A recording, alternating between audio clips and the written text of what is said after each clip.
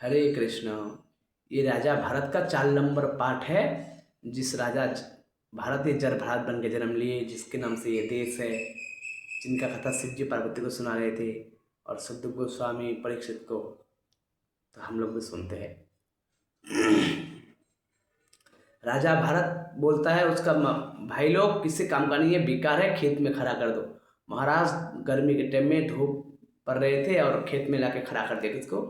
राजा जर भारत को। और उन्होंने सोचा मन मन से, भाई मेरा मुझे 2 जन्म याद है, मैं भगवान को भूल गया हूँ, इस जन्म में तो हर किसी नहीं भूलूंगा। जो शास्त्र मिले दंड मिले। लोग बोल रहे थोड़ा सा पढ़ा लिखा कर लेता तो क्या बन जाता, शांति से रहता। अब वो पढ़ा लिखा, वो राजपाट और धंधा कमाने के चक्कर में तो मैंने 2 जन्म बेकार कर दिया, भगवान को भूल के गलती करके। अब नहीं करूँगा। जिसको जिस चीज़ में ठोकर मिलता है ना, उसको उस चीज़ का महसूस होता है, पता चलता है, जिसने कुछ खोया है। तो महाराज राजा जर भारत ऐसे करके उसको भेजा गया था, जमीन पे पहरा देना है, कोई कौवा पंछी चिड़िया ना आ जाए और कोई बैल बकरी ना आ जाए। राजा जर भारत तो साधु थे, स्वभाव से साधु थे, दयालु थे। वो महाराज उसको भेजे थे चिड़िया भगाने के लिए। वो भजन गाने लगा। क्या भजन? राम जी की चिड़िया, राम जी के खेत, आओ आओ खाओ तुम भर भर के पेट। क्या कहने लगे? राम जी की चिड़िया, राम जी का खेत, ये भगवान का खेत है। भगवान सब कुछ देने वाला है। तुम भी भगवान का हो, खेत भी भगवान का है। आओ खाओ भर भर के पेट खाओ। ओ महाराज, जिसका बैल बंधा हुआ था उसको खोल दिए, जिसका बकरी बंधा हुआ था उसको खोल दिए। आज सारे चिड़िया पंछियों को पुकारने लगे, राम जी के चिड़िया, राम जी के खेत, आओ आओ खाओ भर भर के पेट। सबको बुलाए, सबको खिला रहे हैं। जैसे कोई बकरी चलाता है, बैल चलाता है, वैसे कर रहे हैं महाराज। ये बात पता चला उसकी भाई को। भाग भाग के आए, देखे आधा आधा खेत तो खत्म कर दिया चिड़िया पंछी बैल बकरी ने। आप राजा भारत के ऊपर बड़ा क्रोध आ गए। राजा भारत को बड़ा भाई लोग डांटने लगे, तो किससे काम का नहीं है नालायक? हाँ, तू मनुष्य है, इंसान है ना, क्या है तू? हाँ पागल, ऐसे संसार चलेगा? कैसे जीवन बिताएगा? कौन तुझसे विवाह करेगा? हैं? संसारी लोग होते हैं, चिंता रहता है, संसार करो बस, यही। जो जितना तक बुद्धि है उसका उतना ही सोच करते हैं, उससे ऊपर भी कुछ होता है उसको पता ही नहीं। तो उसका भाई लोग बहुत क्रोधित हो गए, बहुत डांटने लगे राजा भारत को। बोला तू हमारा जिंदगी से चला जा। राजा भारत को बोला, तू, तेरा बुद्धि खराब है, तेरा खोपड़ी खराब है, तू पागल हो गया है। दुकान में लोगों को फ्री में सामान बांटता है, स्कूल भेजे तो कुछ पढ़ाई लिखाई चाहता नहीं, याद ही नहीं रहता। और खेत पहरा देने दिया, एक काम ढंग से किया तूने? इसमें भी चिड़िया को भगाना था, चिड़िया को बुला बुला के खिला रहा है। हाँ? बकरी बैलों को खोल खोल के ला के खिला रहा है। तू निकल जा। ऐसे जरभात के साथ व्यवहार करने लगे उसका भाई लोगों ने। तो जरभात मन मन से हंस रहा था, मुस्कुरा रहा था। बोला चलो आप में और अच्छा से आजाद होकर भजन कर सकता हूँ। बताओ भक्तों का कितना सुंदर विचार है। तो महाराज राजा जरभात हमेशा इसी बात को याद करता था कि मैं राजा भारत था और मर के आया हूँ, तो देखो दूसरा जन्म तीसरा जन्म लेके आया हूँ। कोई एक पैसा का नहीं समझ रहा है, एक वैल्यू थोड़ी सी रिस्पेक्ट नहीं कर रहा कोई। यही सच्चाई है संसार का। आप कितना कुछ करके चला जाओ, जब दोबारा आओ आपको कोई पहचानेगा नहीं। तो महाराज जर भारत मन भगवान का नाम लेते लेते चल रहे थे। उन दिनों नवरात्रि का टाइम चल रहा था। और कुछ होते हैं भंड साधु, तांत्रिक अजा, जो लोग बलि चढ़ाते हैं, सिद्धि प्राप्त करते हैं, तंत्र मंत्र। तो एक काली माँ का बहुत पुराना भक्त, जिनका खानदानी पीढ़ी पीढ़ी पूजा कर रहे हैं, दादा परदादा बाप बेटा। तो अभी वो जंगल का डाकू था एक सरदार, और वो काली माता का बड़ा परम भक्त था। उसके साथ कितना चला चमन रहता था। तो उन्होंने बोला, देखो, चेलों को बोला, इस बार काली माता को हम लोग एक बलि चढ़ाएंगे मनुष्य का, और बड़ा बड़ा तांत्रिक विद्या सिद्धि करेंगे। ऐसा करके उन्होंने भेज दिया किसको? अपने 10-12 सैनिक को भेज दिया सरदार ने, अपना एक इंसान को पकड़ के लाने के लिए, अच्छा इंसान। और जल भारत को देखे, जल भारत मस्त मोटा ताजा भगवान का भजन करने वाला, बड़ा तेज थे शरीर में। तो उसको मिला, जंगल का डाकू ने उसको पकड़ लिया। उसको पकड़ के बोला चुपचाप हमारे साथ चल, नहीं तो तुझे मार देंगे। और राजा भारत जल भारत को बांधने लगे। बोला बांधना क्यों है, तुम बता कहाँ जाना है, हम चलते हैं। बोला चलो अच्छी बात है, कहाँ जाना है चल, तुम्हें हम लोग डाकू है, तुम्हें पकड़ के लेके जा रहे हैं। ओ महाराज, उसको डाकू पकड़ के लेके जा रहे हैं, क्यों लेके जा रहे हैं उसको कुछ नहीं पूछना है, बस जिधर बोल रहा है चलो चल रहा है। इतना भगवान पे विश्वास है, इतना भगवान पे भरोसा, पूरी की पूरी खुद को भगवान पे सौंप दिया है। चाहे जैसे मुझे रख लो, कुछ ना कहूँगा मैं, तेरा था तेरा हूँ, तेरा रहूँगा मैं। और महाराज चल दिए। कहाँ चल दिए, जहाँ जंगल का डाकू लोग लेके गए। और लेके जाके क्या किया महाराज, जंगल के डाकू ने उसको रात को रखे, नहलाए धुलाए, उसको बोला तुझे कल हम बलि चढ़ाएंगे। कोई डर भय नहीं है, बोला जैसे प्रभु इच्छा। और महाराज काल का दिन आया, नहाना धुला के महाराज जल भारत को तिलक विलक करा के बलि देने के लिए लेके गए। जैसे बलि देने के लिए लेके गए, तो गिनती करते हैं ना, 1 2 3 ऐसे करके। तो सब पूजा पाठ हो गई, पुष्प हार वार पहना लिया बलि देने के लिए। जहाँ वो लोग का एक सिस्टम होता था, ऐसे करके पीढ़ी बनाता था कि गर्दन को काटने से ही सीधा काली माँ का चरण में जाकर गिरेगा। तो वहाँ पे सर रखवाया राजा जल भारत का, और गर्दन काटने लगे। तो उसको कोई चिंता डर भर नहीं, इसलिए हरे कृष्ण महामंत्र भगवान का नाम कर रहे थे, हे नाथ नारायण हरि। तो महाराज काली माँ कहा जाता है, सुखदेव गोस्वामी कहते हैं परीक्षित को, परीक्षित ये जो काली माता को लोग पूर्वज पूज रहे थे बहुत सालों से, हजार सालों से, वो काली माता का मूर्ति, जो काली माता का मूर्ति आप लोग देखा भी होगा, तो काला काला मूर्ति होते हैं ना, काला रंग का।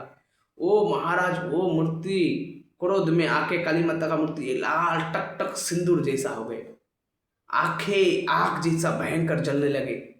और देखते देखते देखते महाराज इधर क्या राजा जल भारत को बलि देगा, उससे पहले मूर्ति से ही साक्षात माँ भद्रकाली प्रकट हो गया, भयंकर क्रोध रूप में प्रकट हो गए। जिह्वा लक पकड़ने लगे, तिलवार मुंड पूरा शरीर भयंकर दिव्य जिद्दों के रूप में आ गए। और जैसे आए, सबसे पहले वो लोगों को काटा जिन लोगों ने राजा जल भारत को पकड़ के लाया, सबका गर्दन उड़ा दिया। फिर वो भद्रकाली ने अपने आप से, जो उनका 9 रूप है, सभी रूपों को प्रकट किया। चंडिका, शैलपुत्री, चंद्रघंटा, दुर्गा, सभी रूप प्रकट किए। और जितना वहाँ पे सैनिक, जितना भी उस सरदार थे, सरदार का सैनिक था, सबको एक एक करके चीर फाड़ के काट के मार दिया। अब उस सरदार को मारने आया जो सरदार राजा जल भारत का बलि दे रहा था। तो जब सरदार को मार रहे थे, सरदार ने हाथ जोड़ के पूछा, माँ आप क्रोध में हो, आप मुझे मारना चाहते हो, मारो, मुझे कोई दुख नहीं है, पर मैं आपसे खाली एक सवाल पूछता हूँ, एक प्रश्न, उसका उत्तर दे दो माँ। काली माँ ने बोला पूछो क्या प्रश्न है तेरा। बोला माँ हमारा खानदान ने सारा जीवन आपका पूजा पाठ किया, भक्ति किया, मैं भी आपका सारा जीवन पूजा पाठ किया, भक्ति किया, आप अपना भक्तों को ही मार रहे हैं, ऐसा कौन सा भूल हुआ, गलती हुआ। तब काली माँ ने कहा कि मूर्ख अज्ञानी पापी, तुम पता है तुम कितना बड़ा अनर्थ कर रहा था, गलत कर रहा था। तुम जिसका बलि दे रहे थे तुम जानते भी हो कौन है। बोला कौन है। बोला ये साक्षात भगवान हरि, मेरे प्रभु, मेरे नाथ नारायण का भक्त है, कृष्ण का भक्त है। नारायणी नमस्तुते, मेरा शक्ति, मैं नारायण का शक्ति हूँ, मैं कृष्ण का शक्ति हूँ। ये दुर्गा मैया बोल रहा है, काली मैया बोल रहा है कि इस नारायण के नाम के बिना ना कोई विवाह संसार में जा सकता है, ना कोई मुर्दा घर से बाहर जा सकते हैं, इस नाम के बिना कुछ भी नहीं हो सकता। हम सभी देवी देवता भी इनका सेवक मात्र है, हैं? तू उसका भक्तों को मेरा बलि दे रहा था तो सोच रहा था मैं प्रसन्न हो जाऊंगा। आज तुझे पता है, आज अगर हरि भक्तों का एक बूंद खून मेरे शरीर पे गिर जाता, मेरा सारा शक्ति छीन हो जाता। काली माँ ने ऐसे कहा। तो उससे किसने कह दिया कि हरि भक्त का बलि तुम दे सकते हो और कोई देवी देवता इस धरती पे है जो स्वीकार करेगा? कोई भी नहीं स्वीकार करेगा। जो राम का बन गया वो सबका प्यारा हो जाता है, जो कृष्ण का बन गया। और जो कृष्ण व्रत करता है फिर वो कितना भी किसी का पूजा पाठ कर ले, वो किसी का अपना नहीं होता, उतना प्रसन्न कोई नहीं होता। तो ऐसा करके समझाया और उसका भी गर्दन उड़ा दिया, सरदार का भी। आप लोग सोचते हैं ना बलि देना चाहिए, बलि देना चाहिए, अरे खुद का दो ना बलि। अपना तो एक थोड़े से नाखून कट जाए, थोड़ा सा सुई चुभ जाए, हाथ कट जाए, उंगली कट जाए, तुम बैंडेज कराने भागते हो हॉस्पिटल, डॉक्टर होना। हाँ, उतनी से दर्द नहीं सहा जाता। यहाँ पूरा बलि देने का सोच रहे हो और सोचते हो माँ काली खुश हो जाएगा।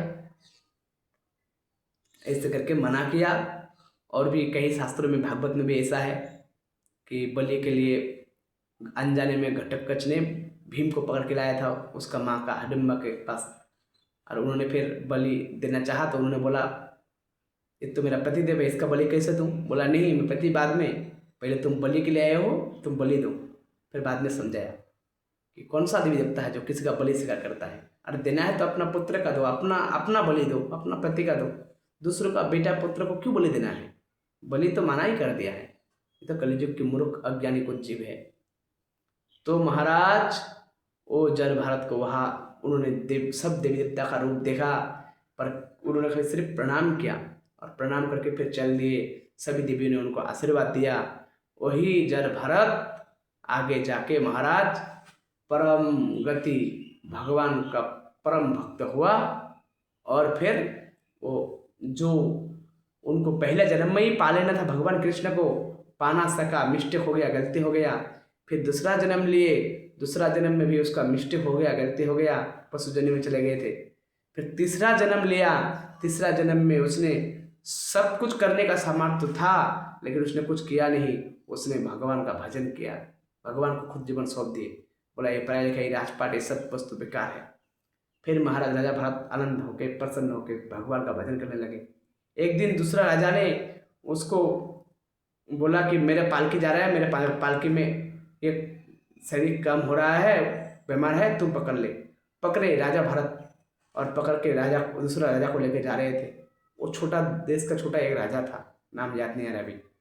उन्होंने पहली बार राजा भरत ने किसी को ज्ञान का बात कहा उस राजा को, और ऐसे ज्ञान का बात कहा कि उसको बहुत अच्छा लगा। उसने बोला कि आप देखने में तो बिल्कुल एक मजदूर जैसा लग रहे हो, पर इतना दिव्य ज्ञान, बिल्कुल तो भूला अज्ञानी जैसा लग रहे हो देखने में, शक्ल से, कपड़ा लता बिल्कुल मजदूर जैसा है, उतना दिव्य ज्ञान आप हो कौन?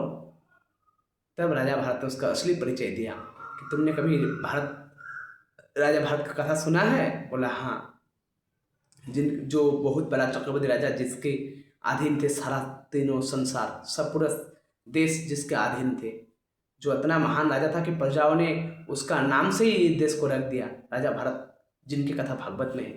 बोला मैं वही हूँ। वो राजा ने सुन के चौंक गया। बोला आप हो? बोला हाँ, बस शरीर बदल गया है, आत्मा वही है, चेतना वही है, याददाश्त वही है, बस शरीर बदल गया है। वो महाराज वो राजा पालकी से उतर के उसका चरण में प्रणाम करने लगे। बोला महाराज आपका ये गति?